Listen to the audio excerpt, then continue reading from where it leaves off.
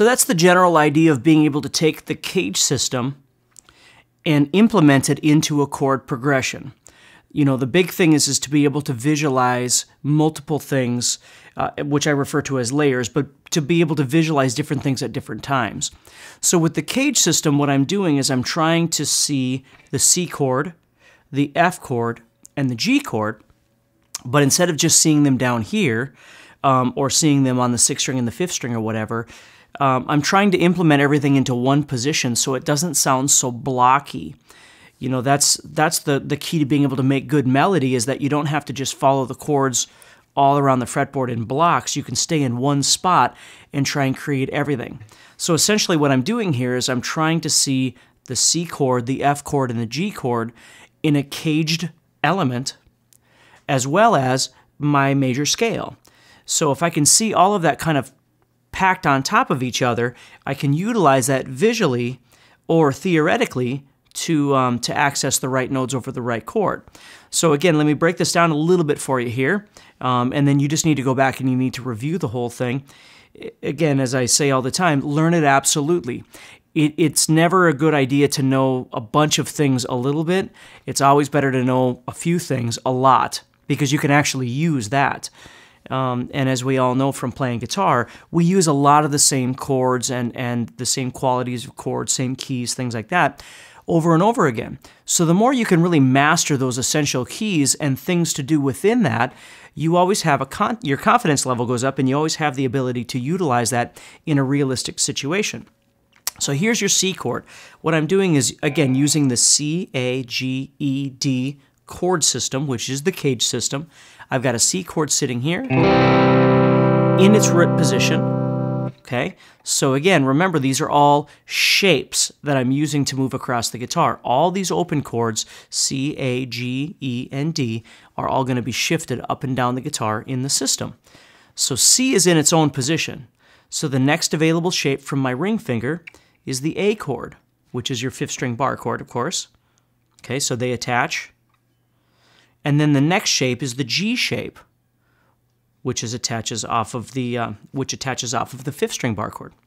Okay, you can see the note C up here, and then the E shape, which is your 6th string bar chord. Just a quick review here, and then the D shape, which is over here.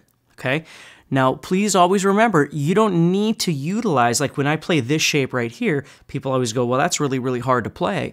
Well, it is, and the truth is, again, I'm not producing anything new. I'm just producing a different place to play the same thing. So when I'm going to use some of these CAGED shapes in my soloing, I don't necessarily have to make the entire shape. I want to visualize the shape, but then I want to go in there and create something with it. So if I'm visualizing the C chord right here, that doesn't mean I'm necessarily going to play that whole shape. I might just play...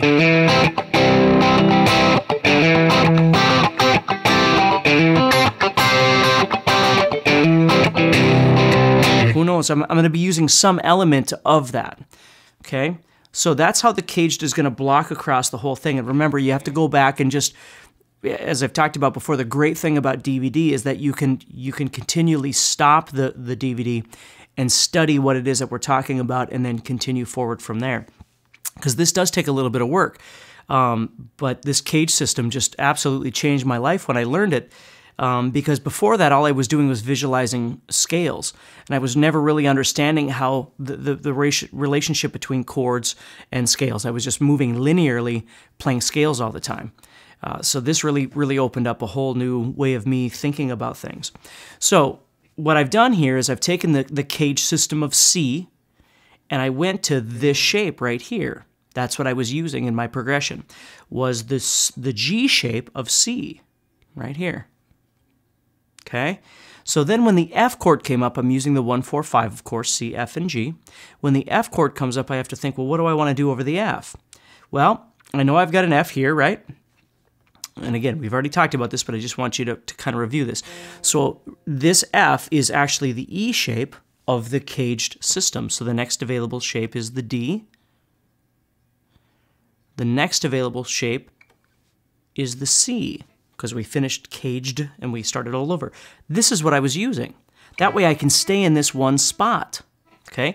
So I used the G shape of C, and I used the C shape of F.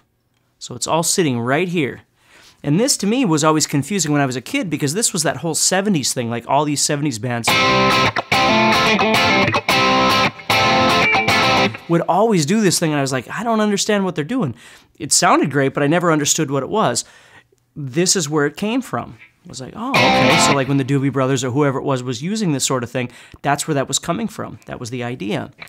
So whenever I'm on, again, if you think of it this way, if I'm on C, 5th string bar chord, if I go to my ring finger here and make that, and then I go to the C shape of F, which is this guy right here. I'm just leaving my pinky off for simplicity. That's the F chord. That's the 4 chord. So even just that little bit going 1, 4. So no matter what key I'm in, if I'm in the key of E, 1, 4. If I'm in the key of B flat, 1, 4. Okay? It's pretty cool. So back to our thing here. So I've got C. I decided that I was going to use the G shape of C right here. Okay? And then when I went to my F chord, which is my 4 chord, I used that right here, using the C shape of F. Okay? And then the 5 chord comes up, which is G. Well, again, I want to stay in the same spot. I don't want to be blocking around the guitar. I want to stay in the same spot. So I know I've got G down here, okay, which is the G shape of CAGED, right? So the next available shape is E, and the next available shape is D. This is the one I'm using. Again, because I want to stay in this position.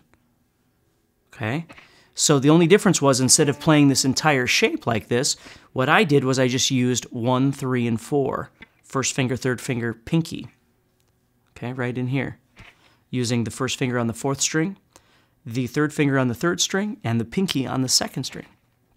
And the reason I chose to do that is because of the position my hand is in. Here's 1, here's 4, here's 5, and then 1. Okay? So I'm not saying that a person shouldn't use C, F, and G in the open position or a bar chord. You can do anything you want. The point is let's say there were 2 guitar players and you were playing together. Like, you know, again, I use this as a very practical thing I would use in church. I play in church every Sunday. If another guitar player would be playing C, F, and G down here, I would totally do something like this to just create some variance in the tone that the 2 guitar players are utilizing. Plus, I can do all of these little melody things that I was showing you earlier. You know, if I'm playing C, then F comes up.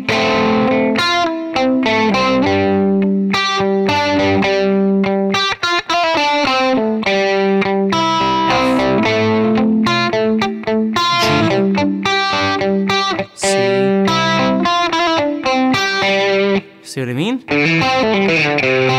Okay. So again, back to the idea of practicing. When you're learning all of this stuff, it's really important that you understand that everything is built in layers. If you don't really understand this secondary layer here, or the 3rd layer, or whatever it is, the whole thing is going to come crumbling down on you, and that's why it's so imperative that when you're learning these things, that you take your time, you take notes, you use the books that we supply you with, and you contact us through tech support, and we discuss these things to really make sure that you understand in detail what you're trying to accomplish. You know, when I think back about this whole thing, you know, most people start with learning how to play some chords, open chords or power chords or whatever, and then you start learning how to play some pentatonic scales. Maybe not the whole system, but you kind of got some ideas of things in there. You know, as you keep going, as you keep trying to learn like the diatonic stuff, the do, re, mi, fa, sol, la, ti stuff that we're discussing now, and you start trying to implement this CAGED system over the top, you have to be able to have some stability in being able to see all of these different things at once. That's where the freedom of expression really comes from.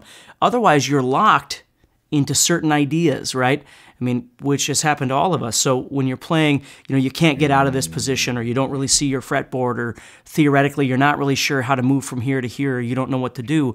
That is the entire point, is to take your time and build whatever it is that you're building. In the case of the CAGED thing, you know, it's so important that you go back and you really review all the things that we've discussed up to this point to make a solid foundation of that caged. When I first started learning how to play caged, I was absolutely lost, going, well, the visual aspect, and part of it was because I wasn't learning one chord. I was trying to see 5 different chords all over the fretboard at the same time, and I would get confused. So the big thing for you to do is you start with one chord, like just C. You just visualize C across the whole fretboard until you really can see it. Then you move on to the next chord. Maybe you try G, and you just study G across the whole fretboard. That really is, in essence, the key to effectively learning how to play guitar, is to learn something absolutely, and once you've got it, you've got it. You're done. It's like A. I'm sure you know A, right? Once you've learned it, you're done with it. You can move on to something else. Well, this idea is that we're learning A everywhere. Okay? It's the same principle, but we're learning it across the entire fretboard. We want to see that whole thing. Once A is done, then we move on to the next chord, move on to the next chord. And always focus on the essential chords that you're going to be using on a daily basis, on a regular basis. If I'm playing hard rock or metal, I'm playing different chords probably than I'm playing when I play in church, right? So I have to approach all of these different styles of music differently depending on my situation. But my visual aspect is always there depending on what music I'm playing over. I can still see everything visually, and that's what I want you to learn how to do.